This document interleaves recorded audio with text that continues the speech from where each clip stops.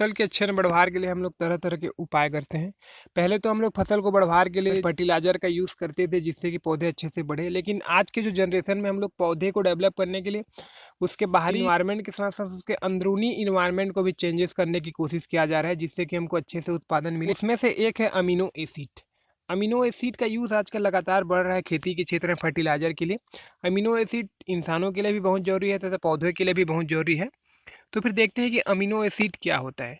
18 प्रकार के amino acid होते हैं जो कि प्रोटीन के फर्मेंटेशन के बाद बनते हैं।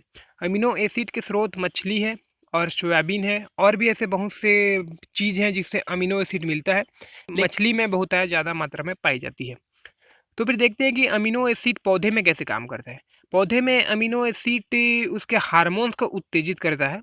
मुख्य रूप से उसके श्वसन की क्रिया जो होती है उसमें वो वृद्धि करता है। इसके साथ साथ प्रकाश संश्लेषण की क्रिया जिससे कि पौधे खाना बनाते हैं। एंजाइम्स की एक्टिविटी को बढ़ाता है जिससे फल जल्दी परिपक्व होते हैं, तथा उसके साथ साथ उसकी जो पैदावार है वो भी अच्छे तरीके से बढ़ती है। और जो फल की जो क्वालिटी रहती है, फल की सब्जी की जो क्वालिटी रहती है उसमें भी वृद्धि होता है। आंकड़ा देखते हैं कि अमीनो एसिड का यूज़ करने के बाद उसमें मतलब कितनी प्रतिशत की वृद्धि हुई। तो सबसे पहले मैं गेहूँ की बात करता हूँ। गेहूँ में अमीनो एसिड का यूज़ किया जाने पर मतलब 6.8 से लेकर 12% तक की वृद्धि हुई है।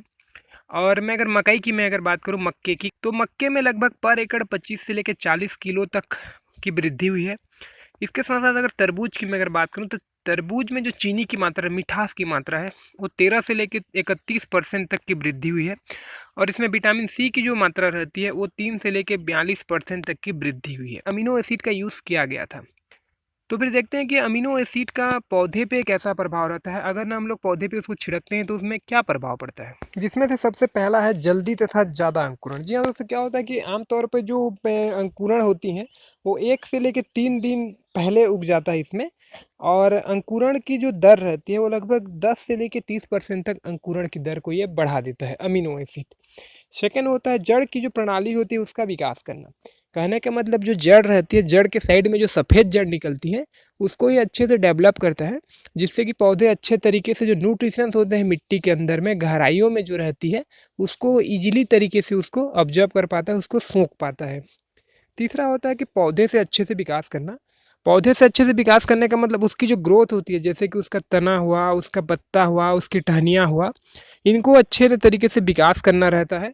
और जो चौथा होता है वो उत्पादन में वृद्धि। उत्पादन में वृद्धि कहने का मतलब जो दाना की जो वजन होती है उसका बढ़ जाएगा। और इसके साथ साथ जो फल सब्जियां होती हैं उसके भी ये वजन को बढ़ा देगा। ये सब काम करता है अमीनो एसिड। तो अब हम सोचते हैं कि अमीनो एसिड हमको कहाँ मिलेगा। अमीनो एसिड तो अभी मार्केट में इजीली तरीके से तो मिल जा रहा है, कहीं कहीं नहीं भी मिले। अमीनो एसिड को अगर आप अमेजन से भी मंगाना चाहते हैं तो उसका लिंक मैं डिस्क्रिप्शन में उसका लिंक देख के आप चाहें तो अमेजन से भी उसको आप मंगा सकते हैं। तो फिर उम्मीद है आज का जो वीडियो है आपका काम आए। वीडियो अच्छा लगा तो आप लाइक कर दीजिए। अगर आप नए हैं तो हमारे जो चैनल है उसको आप करिए सब्सक्राइब तथा उसके बगल में घंटी को प्रेस करिए जिससे कि खेती से संबंधित जब भी नया नया वीडियो डले तो सबसे पहले नोटिफिकेशन आपको मिले। तो फिर वीडियो को देखने के लिए आपका बहुत बहुत धन्यवाद। जय भारत, जय हिंद।